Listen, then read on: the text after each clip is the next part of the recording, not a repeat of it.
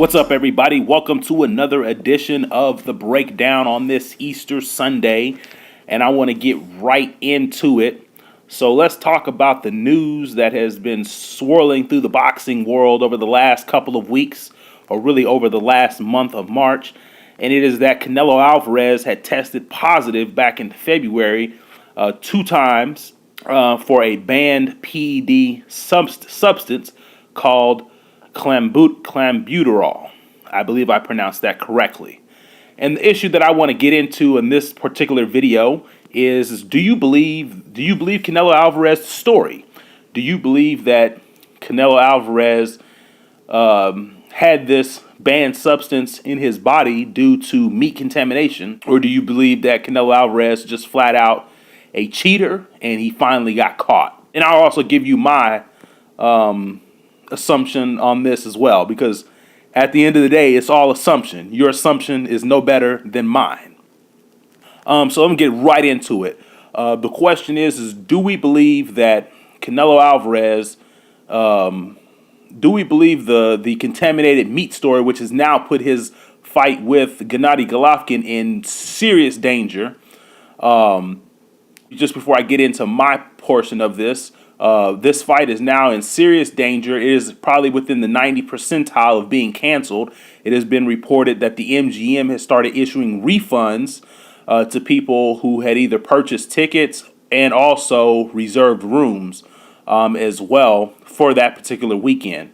So it's looking like we're not even going to get a big-time fight on Cinco de Mayo as we have been so accustomed to getting over the years with Floyd Mayweather and or Canelo Alvarez putting on fights for that weekend. So my opinion on this is that I'm going to give Canelo Alvarez the benefit of the doubt and say that I do believe his meat story. Here's why.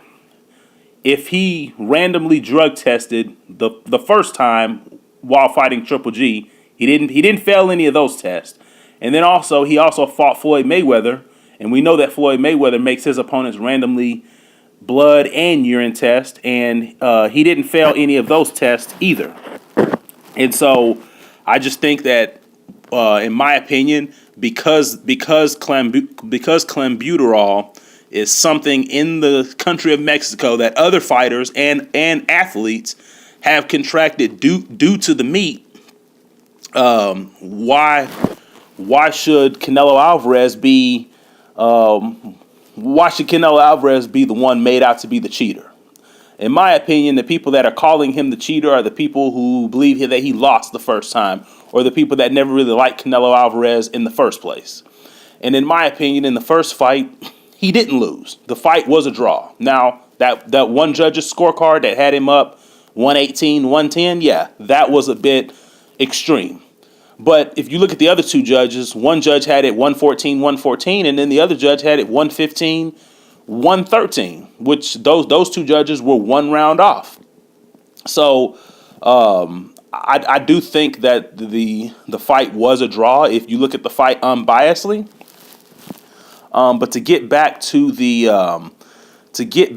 this particular story, yes, I do believe that Canelo Alvarez ate some contaminated meat.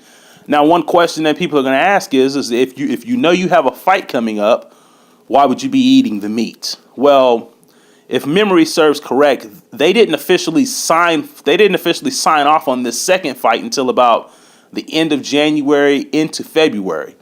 So for all we know is Canelo Alvarez could have possibly eaten this meat in December or January or whenever. And once you eat the meat and something gets into your system, some things tend to stay in your system longer than you think. It's more so that it's more to it than just something sitting in your system for a couple of days. Also, they say, well, Canelo Alvarez failed 2 drug tests. But if you look at how close these drug tests were to each other, you might as well call that one drug test. I believe he took a drug test on February the 17th, and then he took another one on February the 20th. Those are only 3 days apart. What's really going to change 3 days apart? I mean, if you ask yourself, if you got hired onto a job and a job was going to and the company that hired you was going to do a pre-screening drug test. If you took a drug test one day and then 3 days later went back and took another drug test, the drug test probably isn't going to read much different unless you take some type of masking agent in between to clear out your system of whatever may be in your system. So to say that he failed 2 drug tests to the average reader says, well, he failed twice. But if you look at how close those drug tests were together, you might as well say that it's just one drug test. So over the last 3 weeks, there's been a lot of sullying Canelo Alvarez's name, not really giving him the benefit of the doubt here. But I'm going to give him the benefit of the doubt because if you just look at things, like I said, he didn't fail any drug tests the first time that he fought Triple G. He did not fail any drug tests when he fought Floyd Mayweather. And then another question that some of you guys may ask is, well, he's always been in Mexico eating meat, and this has never happened to him before. Okay, but let's keep in mind, not every piece of meat in Mexico is probably contaminated. Dan Rafael, who I don't even know how he got a job at ESPN, to be honest, but because the guy is definitely not. I mean, there's guys right here on YouTube that are more of boxing insiders than he is. Dan Rafael made a statement saying something like, well, the town or city that Canelo Alvarez lives in isn't even a city in which where the meat that is contaminated comes from. But what does that have to do with a cup of tea in China? Nothing. All the meat that you eat, whether you live in Dallas, Los Angeles, New York, whatever city you live in the United States, all the meat that comes into your household that you buy from the grocery store, from your local grocery store, probably wasn't processed in the city or town in where you live. So that is not a great explanation. Not at all. So who's to say that wherever Canelo Alvarez lives, I think he said a lot of this meat comes from Mexico City. Well, just because he doesn't live in Mexico City, who's to say that meat from Mexico City isn't dispersed out throughout the country, wherever it's processed at? So that's another point that's not a good point. So all I'm here to do is just to break down each and every argument that can be made. Not sitting up here making excuses for Canelo Alvarez. But at the same time, your opinion is no better than mine. Now, just because the Nevada Athletic State Boxing Commission may suspend him doesn't mean that he's guilty of a positive test, but that doesn't mean he's guilty of bad intentions of failing a drug test. There's a difference there. And there have been athletes in the past, in the Olympics or across the board, who have taken things purposely, and then there's been other athletes that took things unknowingly. Now, granted, it's going to be hard to get into Canelo Alvarez's mind and know whether he took this knowingly with bad intentions or just ate some meat that had this banned PED substance in it. So therefore, the Nevada State Athletic Commission, they have no choice but to just treat every athlete the same and suspend them. So, like I said, your assumption is no better than mine. Mine is no better than yours. So until we hear more from the Nevada State Athletic Commission, which I believe is going to be on April the 10th, when Canelo Alvarez will go before the commission to present his case, and then at that point we will know for sure if he's going to fight Triple G or if the fight's going to be off.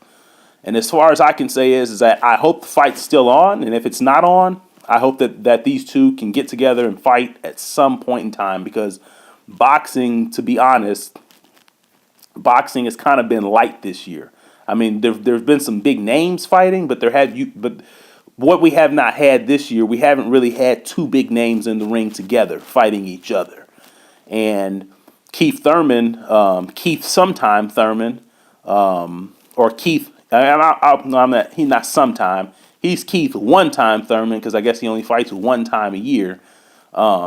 His fight is off because he said that he injured his hand, and so Keith Thurman's not going to fight at the earliest until the end of the year, if at all. And then this fight right here could possibly be tarnished, or this fight right here could possibly be off as well. So I really don't know what where boxing goes from here. I mean, I know Errol Spence's got a fight, Adrian Broner's got a fight coming up. The card that Adrian Broner's on, it's a pretty decent card, but other than that, I mean, the biggest fight we're waiting on is Anthony Joshua and Deontay Wilder, if that fight can be made. And we know how things are in boxing, but just to get back to this Canelo Alvarez thing, I hope that Canelo's not out of the sport for too long, because boxing really needs a Canelo Alvarez.